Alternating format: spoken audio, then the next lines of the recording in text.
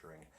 And every time one of our relatives would come into town, my dad would take them on the tour of the building, such that even today I could probably give the tour to that building because my sisters and I would tag along for these tours. And it was always okay.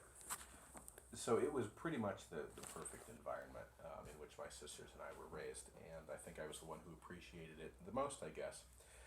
So that when I was in high school, I finished out my junior year, and my dad suggested one morning, well, why don't you see what college is like? Why don't you get a jump start on it and take a class at Moraine Valley, at his community college where he worked?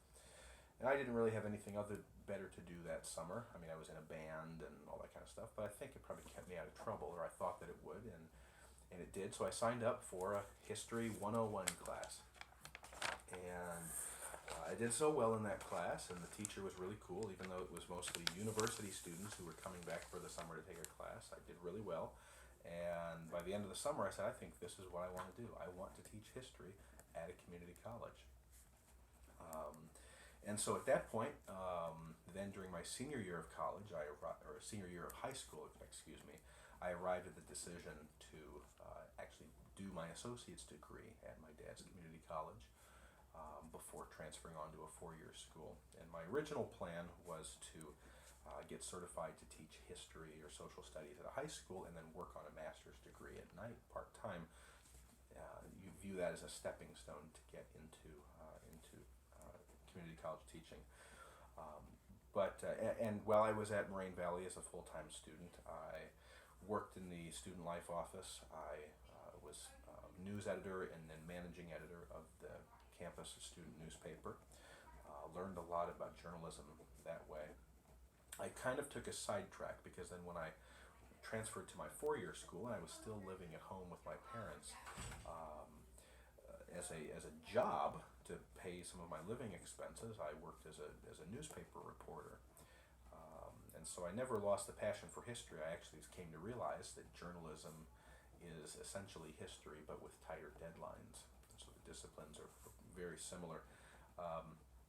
So worked as a newspaper reporter for a year while I was in my four-year school. Finished that out in 2 years. And then when I had some trouble finding a job after graduating with my bachelor's degree, because I did not have secondary education certification, I was going to go straight for the master's degree. Also had some health issues crop up. In January 1999, I moved down to Texas.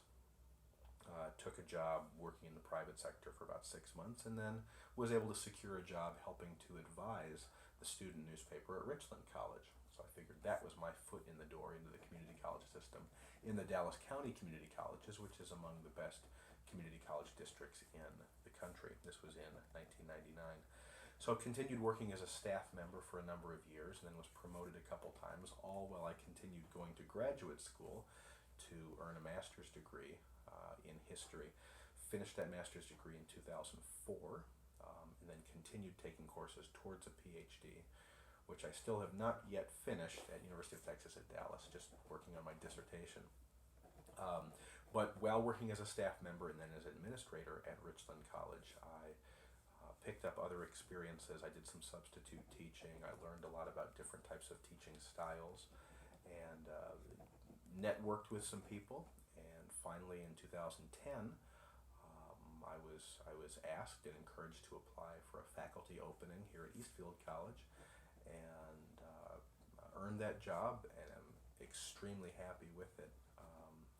Eastfield College reminds me a lot of the community college where I attended, Moraine Valley Community College. Very diverse, very progressive, very urban, serves a diverse population of students from a lot of different backgrounds.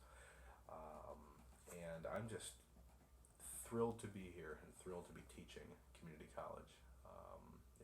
To be in the classroom where 22 years ago, basically, I realized that this is what I want to do, and it's even more